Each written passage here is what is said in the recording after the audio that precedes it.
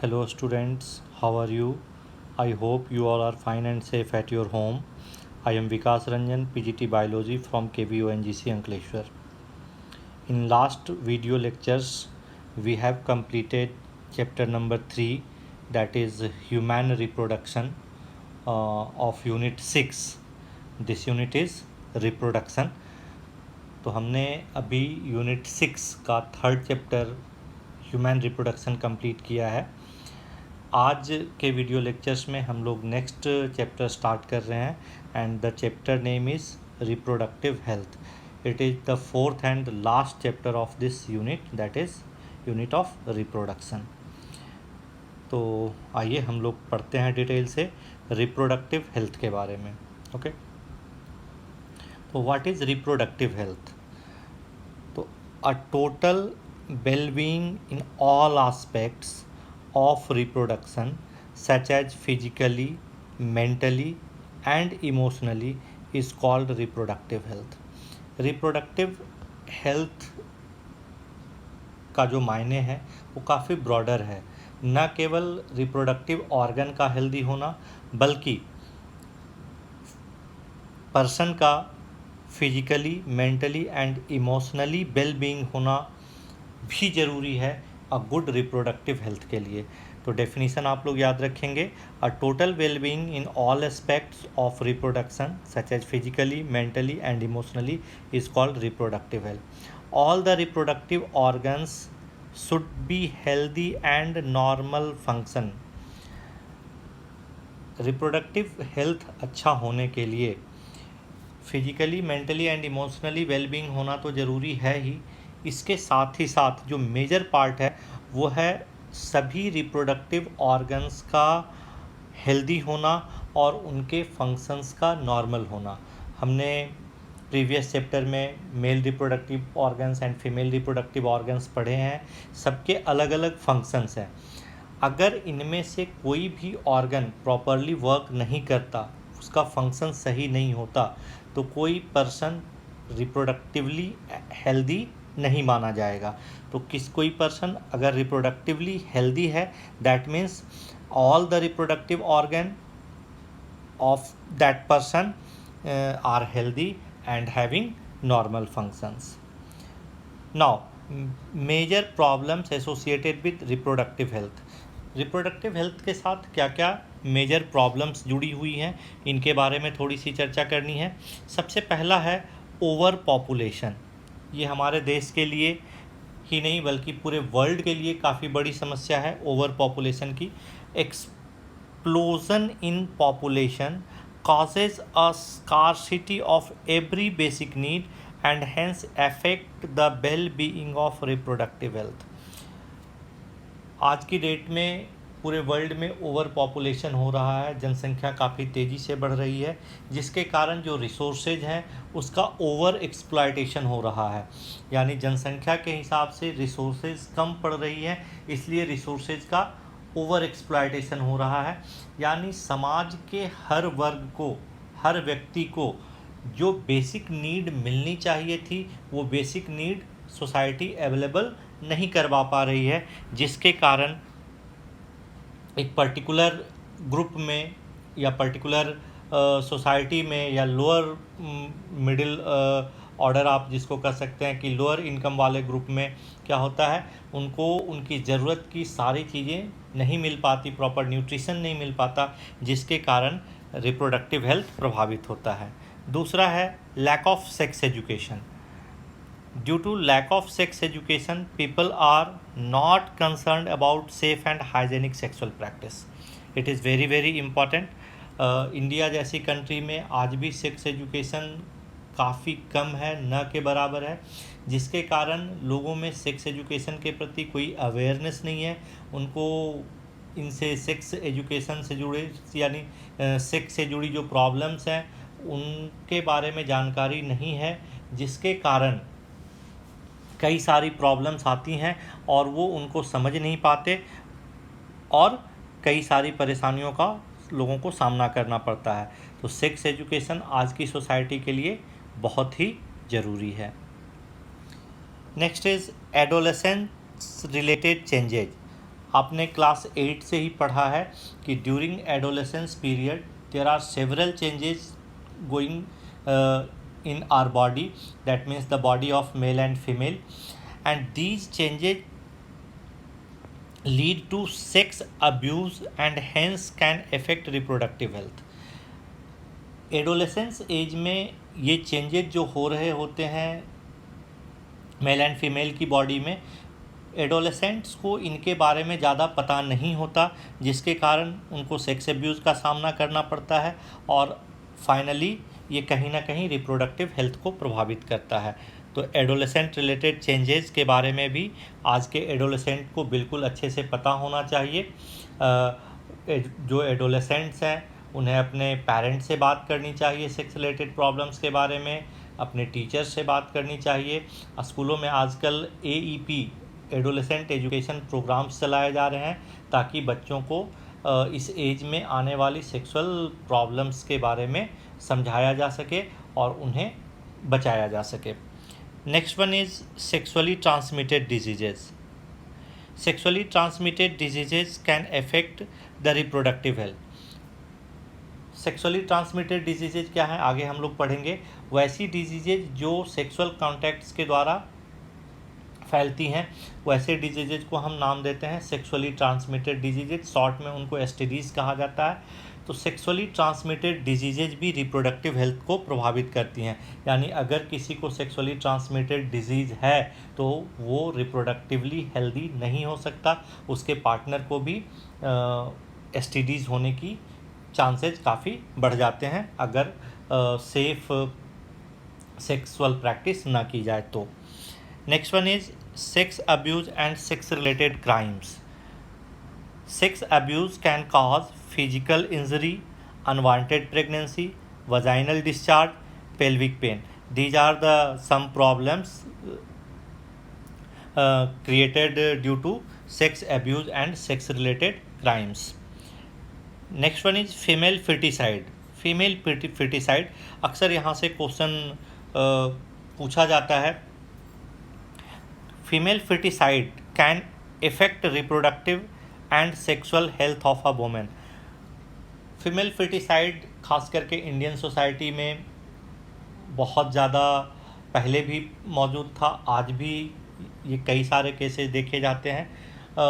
Female foetus को before birth यानी embryonic stage में ही नष्ट कर देना कहलाता है फीमेल फिटिसाइड। हमारे यहाँ मेल चाइल्ड को सुपीरियर माना जाता है, फीमेल चाइल्ड को इन्फीरियर माना जाता है। हालांकि ये हर जगह नहीं है, बट कई सोसाइटी में ऐसा आज भी माना जाता है, जिसके कारण फीमेल फिटिसाइड की घटनाएं होती हैं और इसके कारण लगातार फीमेल फिटिसाइड के कारण किसी फीमेल का जिनके साथ ये घटनाएं हो रही हैं उनका रिप्रोडक्टिव हेल्थ प्रभावित होता है। अब कुछ स्ट्रैटेजीज हैं कि कैसे हम इन प्रॉब्लम से छुटकारा पा सकते हैं, क्या स्ट्रैटेजीज हमें अपनानी पड़ेंगी। तो first strategy that is family planning. Family planning सबने ये टर्म आपने सुन रखा होगा। The increase in human population, health and education of all the children as well as marriage and child bearing capacity of individuals are some special concern for the overall reproductive health. यहाँ पर कुछ issues बताए गए हैं, क्या क्या हैं। तो जो इंक्रीज इन ह्यूमन पॉपुलेशन है, काफ़ी ज़्यादा ह्यूमन पॉपुलेशन बढ़ रहा है। Health and education of all the children, जितने भी बच्चे हैं सबका हेल्थ एंड एजुकेशन, हम सबको हेल्थ एंड सबके अच्छे हेल्थ की हम सुविधा दे सकें, सबको एजुकेशन प्रोवाइड कर सकें। As well as marriage and child bearing capacity. अब तो हालांकि काफ़ी कंट्रोल हुआ है चाइल्ड मैरिज के ये कंडीशन में, बाल विवाह जिसको आप कहते हैं। पहले काफ़ी अर्ली एज में मैरिजेज हो जाती थी बच्चों की, जिसके कारण जो एडोलेसेंट्स होते थे वो चाइल्ड बियरिंग कैपेबिलिटी अभी गेन नहीं कर पाते थे और फीमेल प्रेग्नेंट हो जाती थी, जिसके कारण कई सारी समस्याएं होती थी। तो child bearing capacity of individuals are some special concern, these are the some special concern for the overall reproductive health. अगर ओवरऑल रिप्रोडक्टिव हेल्थ हमें गेन करना है तो इन सभी कंसर्न को हमें ध्यान में रखना होगा। Keeping in view the concern of reproductive health, Government of India initiate family planning program in 1951. आपको ये या टाइम याद रखना है कि गवर्नमेंट ऑफ इंडिया ने इन सभी कंसर्न को ध्यान में रखते हुए एक रिप्रोडक्टिव हेल्थ का प्रोग्राम और स्टार्ट किया. That program is known as family planning program in 1951 and reproductive and child health care program which is also known as RCH in 1997. तो दोनों डेट आपको याद रखने हैं. फैमिली प्लानिंग प्रोग्राम स्टार्ट किया गया था 1951 में and reproductive and child health care program start किया गया 1997 में. The major objectives of the program are to create awareness among people about various reproductive aspects and maintain a total well-being of the reproductive organ. क्या major objectives था? 1 mark के question में पूछा जा सकता है कि फैमिली प्लानिंग प्रोग्राम का या चाइल्ड हेल्थ केयर प्रोग्राम का क्या ऑब्जेक्टिव था. तो मेजर ऑब्जेक्टिव आपको याद रखना है, ध्यान रखना है. Awareness about reproduction and social evils. Government and non-government or agencies have taken various steps to create awareness about consequences of uncontrolled population growth, social evils like sex abuse, sex-related crimes, etc. Okay. Next strategy है and काफ़ी important strategy है sex education. Introduction of sex education in schools and colleges is another step to provide right information to the youth. ये एक lack of sex education ये काफ़ी बड़ी समस्या है, ख़ास करके एडोलेसेंट्स में, क्योंकि उन्हें अपने रिप्रोडक्टिव हेल्थ के बारे में पता नहीं होता. थोड़ी सी भी समस्या होने के बाद वो अपने दोस्तों से या अपने पीयर ग्रुप में इसके बारे में पता करने की कोशिश करते हैं, जो कि खुद इन सारी समस्याओं से अनजान होता है. तो स्कूल लेवल पे अगर सेक्स एजुकेशन प्रोवाइड किया जाए, कॉलेजेज में सेक्स एजुकेशन प्रोवाइड किया जाए, तो जो एडोलेसेंट्स हैं वो मिसगाइड होने से बच पाएंगे. तो नेक्स्ट जो एक इम्पॉर्टेंट स्ट्रैटेजी है दैट इज़ सेक्स एजुकेशन. अगर सही समय पे एडोलेसेंट को सेक्स एजुकेशन प्रोवाइड किया जाए तो हेल्थ, रिप्रोडक्टिव हेल्थ में काफ़ी ज़्यादा इम्प्रूवमेंट हो सकता है. Sex education save the young people from myths and misconception about sex related issues. ये एडोलेसेंट्स को कई सारी भ्रांतियाँ, मिथ्स, जो गलत धारणाएं बनी हुई होती हैं या मिसकंसेप्शंस होते हैं, उनसे बचने में भी हेल्प करेगा. Knowledge about birth control methods and care of mother and child. It is important to provide information to the couples and also who are in marriageable age group about birth control methods. Birth control methods का ज्ञान होना भी बहुत ज़रूरी है. हम लोग detail में what are the different birth control methods हम लोग डिटेल में इस चैप्टर में पढ़ेंगे. केयर ऑफ प्रेग्नेंट मदर्स, जो प्रेग्नेंट मदर्स हैं उनकी अच्छी देखभाल हो सके, उनको सारी सुविधाएं मिल सके. Importance of breast feeding, equality of sex and equal opportunity to the male and female child etcetera. अगर हम इन चीज़ों को अपनी सोसाइटी में अच्छे से बता पाएँ तो रिप्रोडक्टिव हेल्थ बेहतर हो सकता है. Next one is infrastructural facilities and material support. Medical assistance be provided should and people should be cared in reproduction related problems like pregnancy, delivery, STDs, abortion, menstrual problems, etc. इन सारी problems में अगर medical assistance provide करवा पाए society, अगर कई सारी problems में medical support provide करवा पाए तो रिप्रोडक्टिव हेल्थ बेहतर हो सकता है.